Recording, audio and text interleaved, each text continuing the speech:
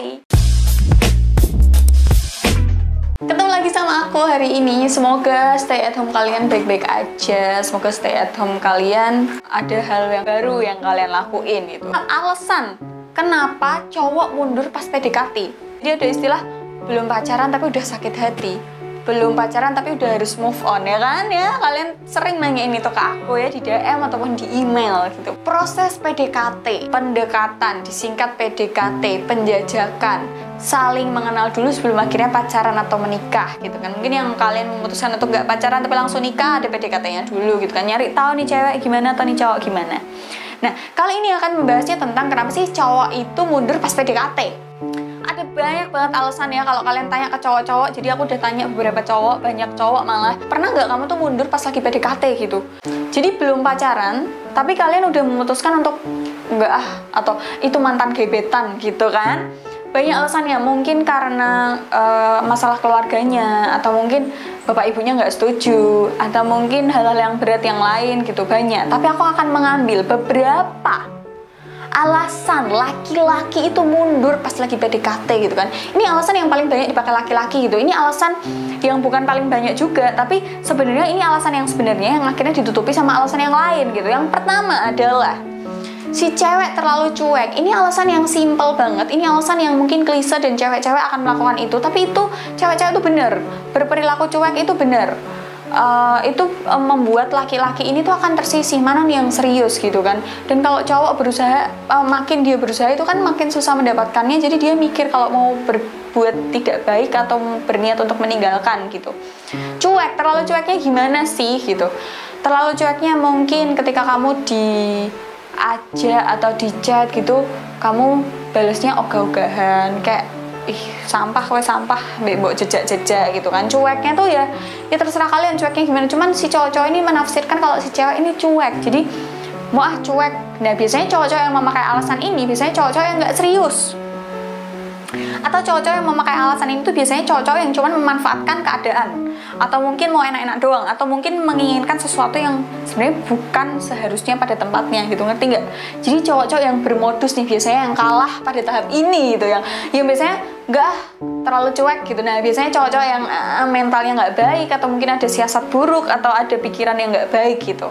Yang berikutnya setelah yang cuek-cuek ini kan tahap awal ya. Semua cowok yang nggak serius atau cuma iseng-iseng doang akan runtuh nih di sini. Alasan yang selanjutnya adalah si cewek sering ngomongin cowok, entah temennya, entah sahabatnya, entah kakak-kakaannya, atau mungkin saudara-saudaraannya. Iya, dia saudara aku. Tahu nggak? Temanku ini namanya si A gitu. Temanku ini namanya Marcel gitu. Dia tuh baik banget loh sama cewek gini. Kalian cerita itu ke gebetan kalian gitu kan. Perasaan gebetan kalian tuh kayak, yo ngapain gue cedek be, aku mending gue cedek be. Ngerti nggak sih? Jadi kayak, ya ngapain kamu harus PDKT sama aku, mending kamu jadi nama dia kalau emang tolak ukurmu atau idolamu adalah dia gitu. Tapi begitu nanti si ceweknya digituin, apa sih kamu, kan dia cuma temen ya kan? Pasti si cewek akan kayak gitu. Kok kamu deket banget sih sama dia gitu? Iya, dia tuh soalnya baik, aku tuh kenal dia tuh udah lama, lebih lama dia daripada kamu ya. Disitulah cowok tuh kadang yos lah, kita lebih nyaman bedaan dan gak pacaran sama aku deh. Ya udah akhirnya sama dia aja gitu. Nah, di tahap ini bukan cowok yang bermodus yang akan mundur, tapi kadang cowok serius juga akan mundur. Karena apa? Bukan karena mentalnya, tapi karena kadang cowok itu, aku nggak mention semua cowok itu jelek dan semua cowok itu baik ya, enggak. Tapi kadang ada beberapa cowok yang akhirnya sadar diri gitu. Ya udahlah, dia cukup bahagia dengan nggak punya pacar gitu kan. Dia sudah cukup bahagia dan mendapat perhatian yang lebih dengan dia punya teman cowok gitu. Atau kalau emang cowoknya nggak serius, malah bahkan akan bodoh amat gitu, karena tujuanku tuh pacaran sama kamu bukan dapat perhatianmu, bukan dapat wow pacarku, enggak, tapi yang lain gitu. Nah, di sini cewek-cewek juga butuh berhati-hati gitu. Itu dua alasan yang masih terhitung simple, tapi alasan yang kedua tadi agak jadi bumerang ya. Padahal niat kalian untuk manas-manasin, atau niat kalian untuk ini loh aku tuh suka cowok yang kayak gini tanpa harus ngomong langsung, tapi sebenarnya itu jadi bumerang buat kalian gitu. Dan yang terakhir, dikit aja, karena alasan cowok itu banyak ya. Karena kadang mereka tuh menutupi alasan yang sebenarnya dengan alasan-alasan yang klise gitu. Atau kamu terlalu baik gitu, atau aku kayaknya mau fokus sekolah dulu, dan macam-macam gitu. Ini alasan yang terakhir gitu. Yang terakhir adalah kamu bener-bener punya kakak-kakaan. Iya, dia itu aku anggap kayak kakak aku sendiri. Padahal kalian beda bapak, beda ibu, nggak dari peranakan yang sama, nggak satu mbah, nggak ada saudaranya sama sekali, tapi kalian sebut dia kakak. Kita pacaran, tapi kamu nggak boleh cemburu sama satu orang. Dia tuh kakak, dia tuh aku anggap kayak kakakku sendiri, ya nggak? Ya nggak?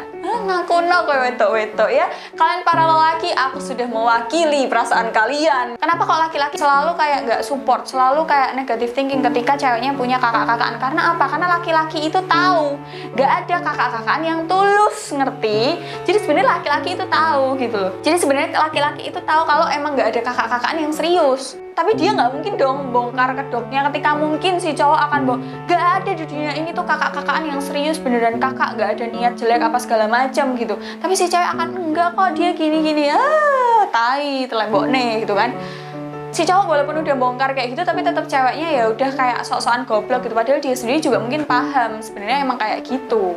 Dan kakak-kakaan ini ya emang gak ada gitu loh, kakak-kakaan yang asli purely untuk dua orang lawan jenis tuh gak ada di dunia ini. Setauku ya, benar-benar gak ada. Kalau mungkin kalian peer group ya, mungkin ada ceweknya 4, cowoknya 2 gitu, mungkin aja emang kalian itu akhirnya tidak saling berpasang-pasangan, ya itu masih ada gitu, karena ada contohnya sampai setua ini dan mereka nikah masing-masing itu masih ada.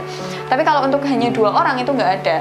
Itu tadi 3 alasan cowok ya yang paling sering tak temuin, dan dia menyebutkan alasan sebenarnya kenapa dia mundur pas PDKT. PDKT itu penting banget menurutku ya. PDKT itu semacam prepare. Kita mau pergi, berpergian jauh naik mobil, kita harus ngecek kondisi bannya, mesinnya, remnya, air radiatornya, air wipernya, AC-nya, lampunya, apa segala macam. Itu namanya preparation. Nah, akan sangat tolol goblok bin bahlul ketika kalian udah tahu pas PDKT beneran gak cocok dan gak bisa dipertahankan, tapi kalian sikat di pacaran.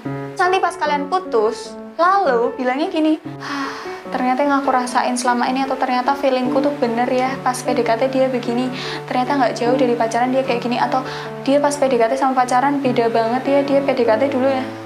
Lisa, itu karena kesalahan Anda sendiri, tahu? Ngerti rak kowe, blok. Itu kesalahan Anda sendiri ketika PDKT udah tahu nggak cocok, tapi mbok paksa akhirnya enggak, aku lagi dibutakan oleh cinta, aku makan tai rasa coklat gitu kan. Kalian sikat tetap pacaran, ngerti?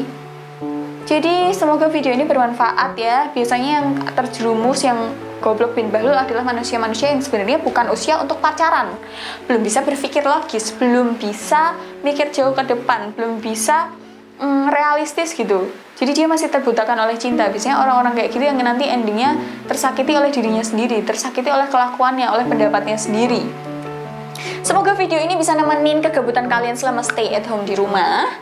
Jadi don't forget to like, comment, and share video ini ke teman-teman kalian. Ingat, jangan re-upload, jangan suka potong-potong videoku sembarangan ya, karena videoku semuanya harus ditonton secara full, biar kalian nggak salah paham, biar kalian tambah pinter, biar otaknya tuh kepake tuh, biar otaknya tuh nggak membusuk, membeku, dan akhirnya hilang gitu kan.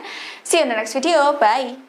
Warning, terima kasih sudah klik video ini, tapi jangan lupa guys, klik tombol subscribe, karena subscribe itu gratis. Dengan subscribe, kamu support channel ini terus untuk upload hampir setiap hari.